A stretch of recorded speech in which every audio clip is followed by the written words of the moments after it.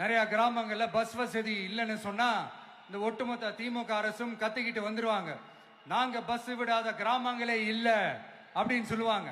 அப்படி அது உண்மை அப்படின்னா முதல்வர் அவர்கள் கிட்ட நம்ம தங்கச்சி ஒருத்தவங்க ஒரு கேள்வி கேட்டாங்களே, எங்க ஊருக்கு ஒரு மினி பஸ் ஆவது விடுங்க சார் அப்படின்னு கேட்டாங்களே, அது எந்த கணக்குல எடுத்துக்கிறது?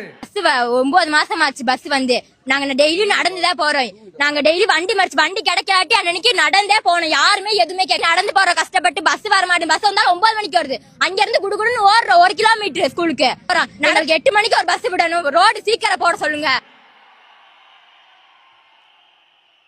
நிறைய மலை கிராமங்கள்ல பஸ் வசதி இல்ல, நிறைய மலை கிராமங்கள்ல ஹாஸ்பிட்டல் வசதி இல்ல. இது ரெண்டுமே எவ்வளவு முக்கியமான ஒரு விஷயங்கள். பஸ் வசதியும் ஹாஸ்பிட்டல் வசதியும் இல்லாததுனால வீட்லயே பிரசவம் பார்க்கிற அந்த ஆபத்து இருக்குதுன்னு எவ்வளவு நியூஸ் பார்க்க